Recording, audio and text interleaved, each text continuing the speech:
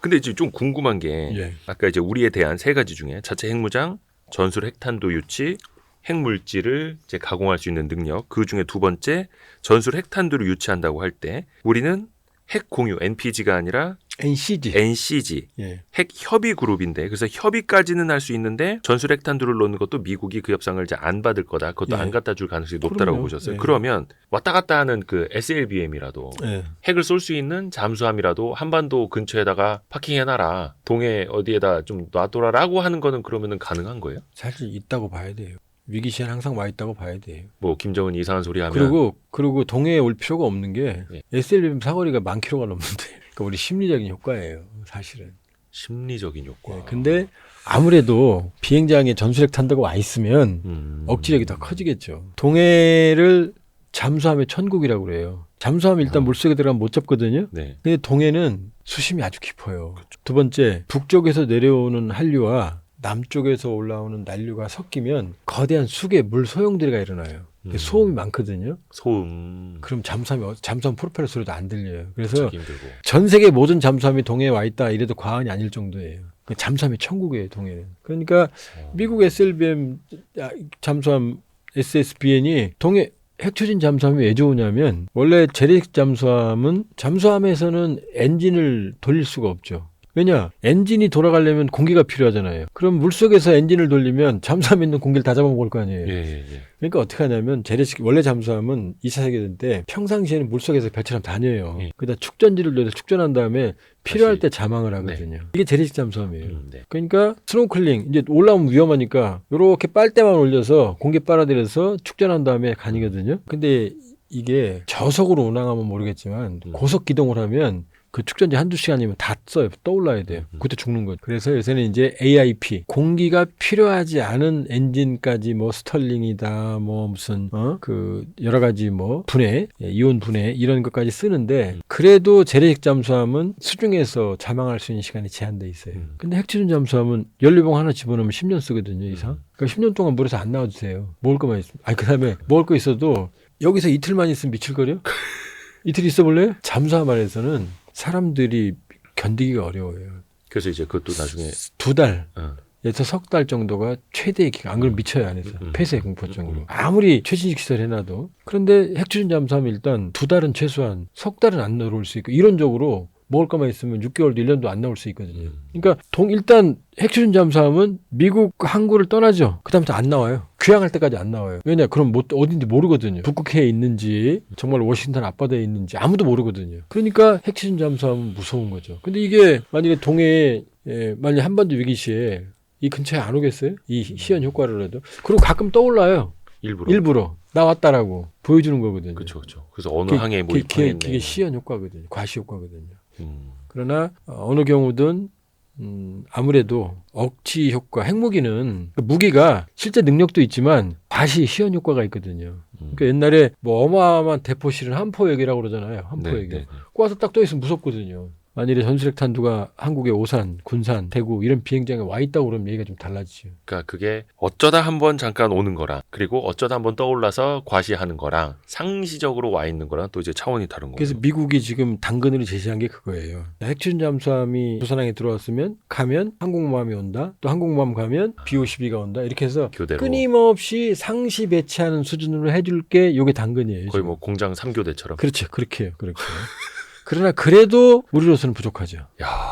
그러니까 머리 아픈 선택지가 많아요. 선택지가 많은데 제 개인적인 주장은 한국 원전의 경제성 향상, 평화적 이용을 위해서라도 농축과 제철의 권한은 반드시 받아야 된다. 그러면 발 뻗고는 잘 수 있다. 급하면 딱 한반도 긴장 고조가 되는 조짐이 있으면 6.25 때처럼 새벽에 침공 이런 건 불가능하거든요. 그렇죠 이제는. 그러니까 한반도 긴장이 고조되고 쟤들 봐라 하면 정말로 국가적인 총력을 기울이면 농축과 제철이 시설이 있으면 금방 하거든요. 그러니까 더 급하면은 뭐 미국의 전술핵이 올 수도 있겠지만 이제 그런 권한을 미국이 우리한테 이제 주려면 더 친하게 지내야 일본도 줬는데요. 일본은 어떻게 받은 거예요? 복잡한 얘기가 있어요. 뭐냐면 일본은 정말로 일본 말로 혼내 정신까지 팔아가면서 미국의 선심을 산 것도 있지만 플라자 합의라는 설이 있어요. 그거 내주는 대신에 이제 딜을 한 건 아닌데 그때 일본이 80년대 미국 GDP 50% 넘거든요. 그렇죠. 인구는 3분의 1인데 미국의 절반이니까 더 잘 살았던 거예요. 도쿄를 팔면 미국을 살 수 있다 그 시절. 그랬어요, 실제로. 그때 영화 보면 요즘 할리우드 영화 보면은 뭐 사장이 인도 사람 뭐 이렇게 나오잖아요. 근데 그땐 다 일본 사람 나와요. 소니, 워크맨 이런 게 도요타. 그때 미국이 플라자 합의를 강요해서 엔고로 그래서 일본에 잃어버린 20년, 30년이 시작된 그쵸, 거예요. 그쵸. 지금 일본은 미국 GDP의 절반도 안 돼요. 4분의 1도 안 돼요. 그렇죠. 지금 뭐 세계 GDP 3위, 네. 4위 뭐 이렇게 쭉쭉 떨어지고 있고. 그러니까 그걸 배경으로 일본이 농축 제철이 권한을 가져갔다라는 설이 있어요. 우리 명분이 있잖아요. 체내가 가졌잖아. 거기다 우리 국민이 7, 80%가 원하는데 나 어쩔 수가 없어. 또 북한이 저러고 있는데. 나도 뭐 당신이 원하는 거 들어주시면 나도 국민들 지지해야 돼 라고 말할 수 있죠. 근데 그거를 예전에 저기 박정희 대통령 시절에 우리도 시도를 했다가 그때는 이제 몰래 한 거죠. 몰래. 그다음에 노무현 정부 때도 농축을 좀 해보려고. 정말로 조금이었어요. 근데 그게 뭐 우연히 했다, 뭐 고의가 아니었다. 근데 어쨌든 들켰어요. 큰 사고가 났어요. 그래서 그때 IAEA한테 우리가 찍혔어요. 그리고 박정희 대통령 때 무궁화 꽃이 피었습니다. 소설이 있잖아요. 이유소 박사. 네. 뭐 가슴 아픈 얘기들이 있잖아요. 그러니까 우리 이 정도의 공업 생산력, 무기 개발 능력, 종합적인 이런 걸 봤을 때 농축과 제철이 인프라만 갖추면 그때는 걱정 안 해도 돼요. 지난해 미국이 핵탄두 유지 관리에 쓴 돈이 400억 달러가 넘어요. 이 안에 커피가 있다고 그래서 이 커피만 필요한 거 아니잖아요. 커피 머신이 있어야 되죠. 그렇죠. 컵 있어야 되죠. 데워야 되고. 뜨거운 물 있어야 되죠. 이게 다 관련되어 있는 거거든요. 그거를 이제 뭐 트럼프 같은 경우에도 방위비 분담 비용 뭐 10배 올려라 막 하는데 더 주면 돼요. 그 핵 관리하는데 힘드시죠? 우리가 좀 관리해 드릴게요. 아니 협상할 수 있어요. 알았어. 더 줄게. 대신 핵 농축과 제철이 우리 나쁜 짓 하는 거 아니잖아. 그리고 미국이 우리 보고 농축과 제철의 권한을 줘도 누가 뭐라고 할 수가 없죠. 이 위험한 국가가. 거기다 세계 원전의 최고의 기술력을 가졌는데 농축과 제철을 못해요? 그러니까 그건 받아내야 된다. 그거는 목숨을 걸고 받아내야 됩니다. 만일에 우리가 원하지 않는 비핵화 합의가 이루어지면 그때는 머리띠 둘러매고 그러니까 사실은 동맹 관계가 제일 껄끄러운 거예요. 일본도 주저앉힌 게 미국이잖아요. 플라자 합의로. 트럼프의 교훈은 뭐냐? 동맹이 뭔지를 설명해 주잖아요. 동맹은 사랑이라고 우리가 배워왔거든요. 오랫동안. 동맹. 아니 이제 트럼프가 말하잖아요. 동맹은 돈. 계약이야. 너무 리얼하신데. 네. 근데 그걸 우리가 서러워할 것도 없는 게 이 냉혹한 국제 정세에서 미국이 왜 우리를 위해서 희생해야 됩니까? 자기들이 국익이 아니라면? 그러니까 프랑스의 드골 대통령이 그 얘기했다는 거 아닙니까? 파리를 위해서 뉴욕을 희생할 수 있느냐. 그럼 아니 미국이 넘치고 뭐 자유로운 나라에서 모든 데 오지랖 넓게 다 도와줘야 돼요? 자기네 국민들 보호하고 열심히 사는 게 국가의 목표인데 그 미국의 입장에서 쓰면은 이해가 될 수가 있죠. 왜 남의 전쟁에 껴야 되고 우크라이나 전쟁에 돈을 왜 내고 그다음 한반도에 왜 28,000명을 주둔시켜야 되고 트럼프 생각이 그거거든요. 그럼 옛날에 미국은 왜 했느냐? 냉전 체제에서 미국은 자본주의의 보스였고 소련은 사회주의 보스였잖아요. 그렇죠. 이거를 지키는 게 미국의 국익이었거든요. 그러니까 주한미군 조둔을 통해서 미국의 국익이 관철됐거든요. 그런데 트럼프는 생각이 다른 거죠. 그 돈도 아까운 거죠, 이제 다 이뤄놨으니까. 그렇죠. 트럼프의 생각을 전혀 부정하지만은 못한다. 그리고 대한민국이 정말로 과거 한국전쟁 끝날 때는 아프리카 가나보다 훨씬 가난했어요. 정말로 비참했던 상황이었거든요.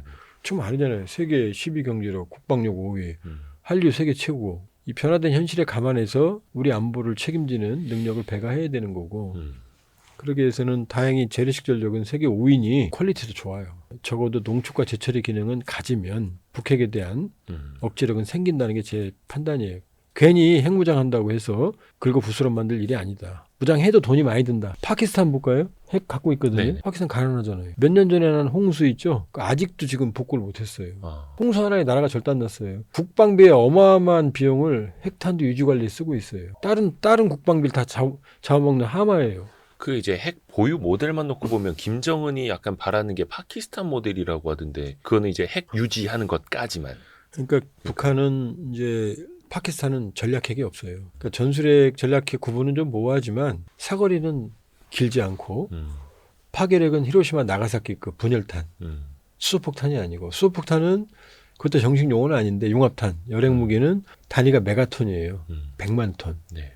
TNT. 근데 히로시마는 15킬로톤. 근데 지금 1메가톤이면 벌써 50배 아니에요.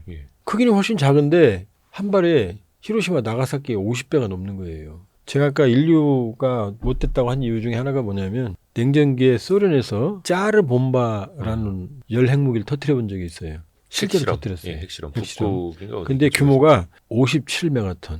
TNT를 5,700만 톤이에요. 예. 우리 대한민국 국민당 1인당 1톤씩 터뜨린 거예요. 어디에서? 북극에서요. 예. 나중에 알고 보니까 실제로는 50메가톤이 좀 넘었는데 어찌됐건 그 폭탄을 떨어뜨렸을 때에 만일에 서울에 떨어뜨렸다고 가정하면 서울은 존재하지 않아요. 정말로. 그렇죠. 과장이 아니라 진짜 아무것도 안 남아요. 어디까지 사망하느냐? 동두천 여기까지 다 사망해요. 천안에서도 뜨거움을 느낄 정도예요. 지금 미국, 영국, 프랑스, 중국, 러시아가 가지고 있는 소위 수소폭탄 열핵무기예요. 근데 북한은 아직 열핵무기보다는 히로시마 나가사키급 전술핵탄두 정도라는 거거든요. 그러니까 지금 북한의 핵탄두가 몇 개 있다 그럴 때 뭐 90개다 100개다 막 이러죠. 그 숫자는 하나도 믿을 만한 게 못 돼요. 그게 다 히로시마 나가사키급으로 계산했을 때거든요. 열핵무기는 하나만 해도 히로시마 나가사키 50개인데요. 북한이 핵무기가 있다라는 얘기는 탄두가 몇 개라는 얘기는 그게 있다는 게 아니고 히로시마 나가사키급 분열탄 기준으로 했을 때 몇 개를 만들 수 있는 능력이 있다. 요 얘기입니다. 아, 이게 참 들으면서도 무섭고 답답하고 약간 좀 주제를 조금 전환을 좀 해볼까요? 좋은 걸로 주세요. 좋은 거? 좋은 거라면은 우리 조한범 위원님이 푸틴하고 대학교 동문이시라고. 그거 안 좋은 겁니다. 그 요즘에 그 얘기했다간 돌 맞습니다. 지금 원래 제가 유학 갈 때는 레닌그라드였어요. 네네. 레닌의 땅이란 뜻입니다. 지금 상트페테르부르크거든요. 아하. 영어로는 세인트 피터스버그, 네. 성 피터란 뜻이에요. 네. 그러니까 이제 소련 때 레닌그라드 대학이었는데 이게 이제 소련이 붕괴하고 나서 레닌그라드 이름을 버리고 세인트 피터 이름을 회복해서 이제 상트페테르부르크 대학이 된 거고. 그러니까 푸틴 대통령은 레닌그라드 대학을 졸업했죠. 네네. 법대. 그리고 저는 레닌그라드 대학을 입학했지만 졸업할 때는 이제 상트페테르부르크 대학으로 졸업을 했죠. 아하. 학교 그러니까 이름이 그렇게. 그러니까 학교 동문은 맞죠.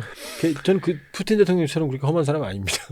그 일단 뭐 트럼프가 본인이 이제 취임하고 나면은 러시아 우크라이나 전쟁 이제 종식시키겠다라고 하잖아요. 뭐 푸틴도 뭐 트럼프랑 뭐 친하다고는 하니까 뭐가 어떻게 좀 이루어지겠습니까? 물밑에서 지금도 뭔가 좀 이루어지고 있을까요? 둘이 비슷하잖아요. 푸틴이랑 보면 야욕이 크잖아요. 두 사람 다. 네네. 정치적 야욕이. 푸틴은 지금 휴전하고 싶어합니다. 왜냐하면 전쟁 3년 돼가는데 목표는 달성했거든요. 크림반도와 돈바스라고 하는 지역을 잇는 해랑을 연결했거든요. 네. 이 면적이 남한 면적이에요. 땅 많이 먹은 거죠. 어마어마하게. 그러니까 이 상태에서 휴전하면 푸틴이 이기는 거예요.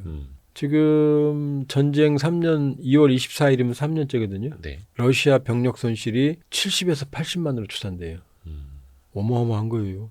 그다음에 전시 경제로 허리가 휘어요. 그러니까 푸틴도 러시아도 견디기가 어려운 상황이에요. 전장은 우세하지만 그렇다고 우크라이나 전체를 점령은 못 하거든요. 네. 나토가 용납을 안 하니까. 네. 근데 휴전이 싫은 건 젤렌스키예요. 왜냐하면 이 정도 땅을 뺏긴 상태에서 휴전하면 그렇죠.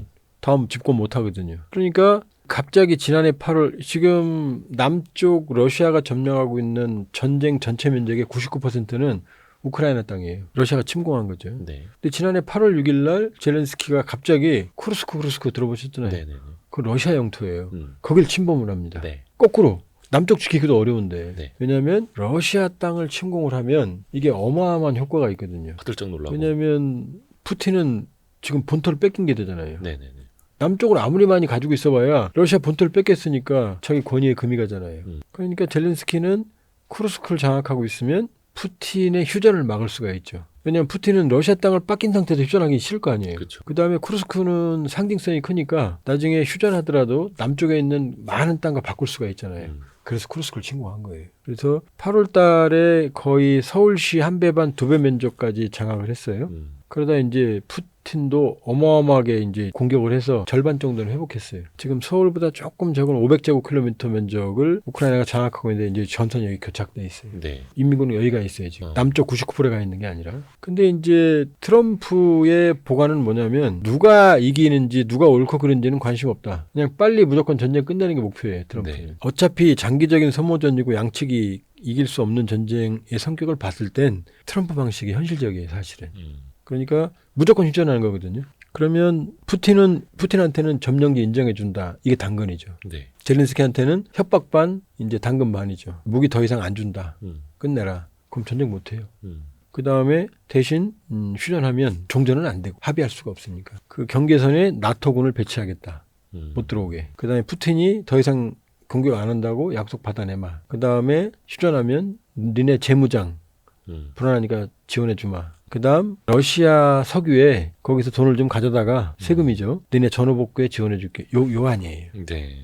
그러니까 사실은 이게 현실적인 아니에요. 전쟁은 누가 억울하고 이거 없어요. 냉혹하니까. 그러니까 미국은 빨리 끝내려고 그러고 이제 나토는 분열돼 있어요. 어차피 우리 전쟁 아닌데 더 계속 돈 쓰기 싫어 하는 사람 끝내고 싶어하고 폴란드 이런 데는 붙어 있으니까 무섭죠. 안 된다. 여기서 끝나면 푸틴이 이기는 거고 그거 왜 버릇 나빠져? 또 할 거야. 이렇게 분열돼 있어요. 근데 이제 중요한 건 우크라이나거든요. 우크라이나 국민들의 이제 절반 이상이 이제 휴전하자. 어쩔 수 없다.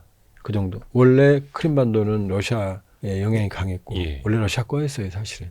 그다음에 지금 러시아가 점령한 지역은 어차피 러시아의 영향이 강했으니 이제 지쳤으니 휴전하자. 이게 절반을 넘었어요. 근데 이제 지금 제일 절박한 건 젤렌스키죠. 젤렌스키는 여기서 전쟁 끝나면 땅을 뺏겼으니까. 그렇죠. 아무래도 너무나 용감하게 싸웠고 젤렌스키가 잘했어라는 상황을 연출하고 싶은 거죠. 그 젤렌스키 한번 자세히 보세요. 매일 텔레비 나오죠. 그 SNS도. 대변인이 해도 돼요. 프로 2명 잡았는데 뭐라고 그랬다. 그 대변인이야지 왜 자기가 계속 나옵니까? 배우 출신이거든. 쇼맨십이 있죠. 예, 그러니까 뭐냐면 저렇게 나온 이유가 뭐냐? 계속 자기의 이 리더십을 보여줘야 되는 거예요. 지금 많은 땅을 뺏겼으니까. 그러니까 젤렌스키는 최대한 잘한 상태 대전하고 싶고 푸틴은 이 상태에서 그냥 휴전해도 되고 다만 문제는 쿠르스크. 작은 면적이지만 상징적인 러시아 영토를 뺏긴 거 이게 이제 가슴에 한이니까 이걸 회복하기 위해서 그러니까 남쪽 99% 지역에서는 전투가 소강 상태예요. 그렇게 격전이 아니에요. 근데 쿠르스크는 1%도 안 되는 면적에서 어마어마한 지금 격전이 벌어지고 있고 북한군도 거기 총알 바지로 지금 내몰리고 있는 거예요. 그러니까 그 땅을 우크라이나는 차지를 해서 다른 땅이랑 바꾸려고 하는 거고. 하거나 이걸 계속 갖고 있으면 휴전을 막을 수 있죠. 최대한. 다른 푸틴은 이걸 영토를 또 회복하려고 할 그러니까. 때까지. 예. 그러니까 어느 경우든 트럼프가 집권하고 출범하면 양쪽 다 휴전의 압박을 받을 거다. 그렇죠. 그러니까 어떻든 휴전 모드로 가게 될 거다. 24시간은 아니지만 그러니까 양쪽에 이제 불똥이 떨어뜨린 거죠. 휴전하게 되면 마지막으로 점령하는 데가 국경선이 되거든요. 우리도 6.25 때 마지막 전투. 마지막 전투에서 너무 많이 돌아가셨잖아요. 네. 땅 네. 뺐기 때문에. 지금 그 일이 벌어지고 있는 거고 거기에 북한군이 가 있는 거예요. 일단 이제 그 상황에서 그러면 휴전 협상이 또 언제 들어가게 될지는 좀 지켜봐야 되는 거고 그 전까지 더 치열해질 수밖에 없는 거고.